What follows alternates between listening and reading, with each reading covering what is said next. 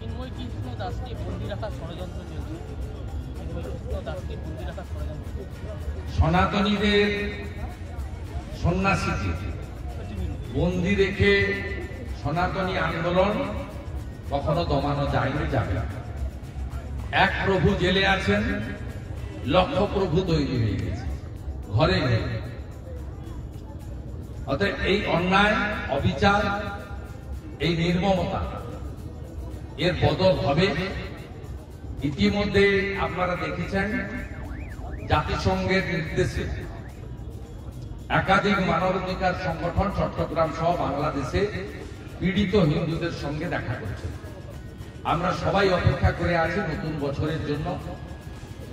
আমেরিকায় Donald Trump রাষ্ট্রপতি হিসেবে দায়িত্ব নিলে আমাদের সকলের বিশ্বাস ডোনাল্ড ট্রাম্প, মোদিজি সহ বিশ্বের মানবতাবাদী দেশগুলি জঙ্গিবাদ, মৌলবাদ একে নিকেশ করার জন্য যা যা করার করবে তার অপেক্ষায় আমরা সবাই আছি।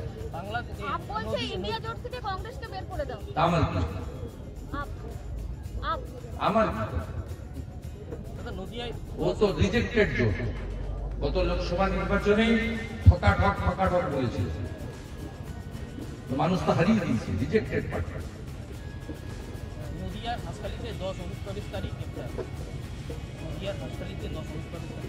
এটা তো আপনার হিমশৈলী চূড়ান্ত।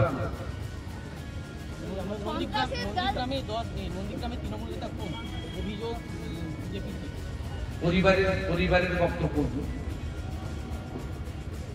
হয়তো রাজনৈতিক বক্তব্য রাখবেন, পরিবারের বক্তব্য কি? আপনি পরিবারের বক্তব্যটা আমাকে শোনাবেন, তারপরে আমি সব জায়গায় ভোট দেখলে তো হবে না।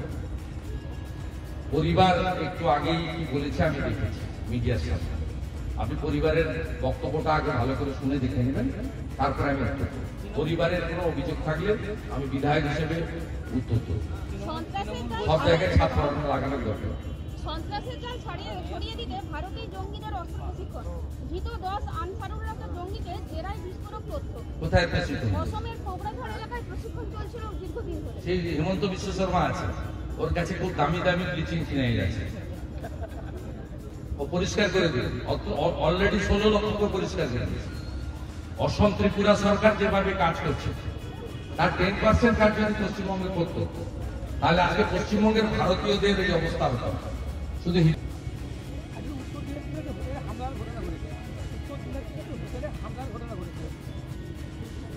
বিপ্লব রায় যদি জিজ্ঞেস করতো উত্তর দিন। চিন্ময় কৃষ্ণ দাস বলছেন যে আমি যদি সুস্থ থাকি তাহলে অবশ্যই যাবো। চিন্ময় কৃষ্ণ দাস কোথায় কথা বলা বলছেন যে আমি যদি সুস্থ থাকি অবশ্যই আইনি পদক্ষেপ নেব। আমি ভাই এখন জেলে থাকা লোকের কোথায় আপনার স্টেটমেন্ট দিয়েছি? ওরা তো 2 তারিখে প্রডিউস আছে।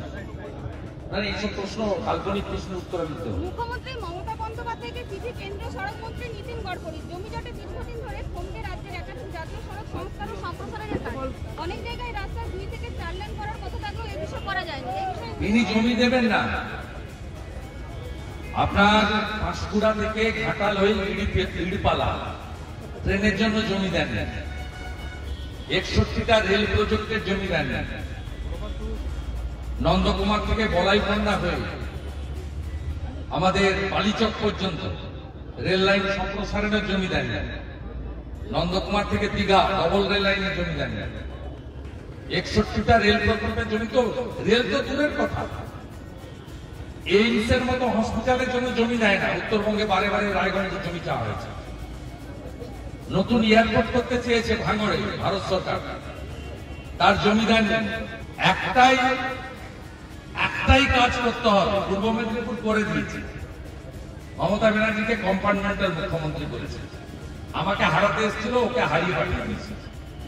একটাই কাজ করতে হবে, সবাইকে মিলে, বাংলার জনগণকে মিলে, নো ভোট টু মমতা।